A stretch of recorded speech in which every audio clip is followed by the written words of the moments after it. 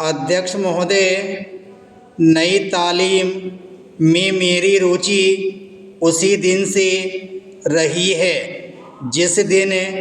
प्रातः स्मरणीय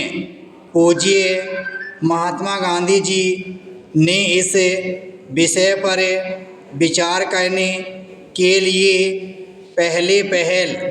एक सम्मेलन वर्धा में किया था, जिसमें देश के कुछ शिक्षा शास्त्री और राष्ट्रीय शिक्षा से संबंध रखने वाले कार्यकर्ता आमंत्रित थे। उस दिन से इस पद्धति की जिस प्रकार से जांच और प्रगति हुई है, मेरा उससे कुछ न कुछ संबंध रहा है और इसलिए मुझे इस बात की प्रसन्नता है कि आपने आज मुझे शिक्षा संबंधी विचारों को व्यक्त करने का अवसर दिया। यद्यपि मैं जानता हूँ कि ऐसा करने में बहुत अंश में पुनरावृत्ति करूँगा और हो सकता है मेरे मत से दूसरों का, विशेषकर शिक्षा शास्त्रियों का मत न मिले। इसके अतिरिक्त विचारणीय बात यह भी है कि शिक्षा के संबंध में केंद्रीय और राज्यों की सरकारें आज जो नीति बरत रही हैं, उसका मेरे मत के साथ कहाँ तक मेल होता है और मेरे मत में अथवा उस नीति में परिवर्तन कहाँ तक आवश्यक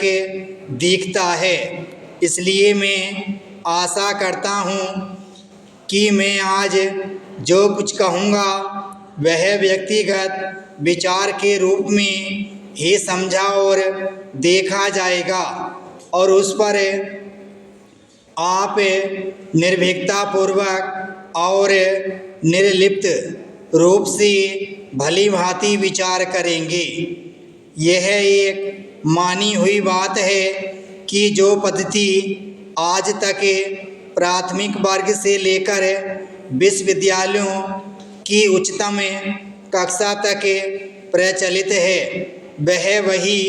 पद्धति है जिसको ब्रिटिश सरकार ने इस देश में चलाया था और स्वराज्य प्राप्ति के बाद भी अभी तक उसमें कहीं कोई मौलिक परिवर्तन नहीं हुआ है। उसके लिए हम किसी को दोषी भी नहीं ठहरा सकते, क्योंकि जिस प्रकार शांतिपूर्वक हमें स्वराज्य प्राप्त हुआ, उसमें यह अनिवार्य था कि स्वराज्य के साथ साथ वह शासन पद्धति, शिक्षा पद्धति तथा सारा उपक्रम जो अंग्रेजी राज्य में प्रचलित था, उस परिस्थिति के प्रकाश में विचार करें और जो कुछ परिवर्तन आवश्यक जचे उसे अमल में लाएं। इसमें संदेह नहीं कि अंग्रेजों ने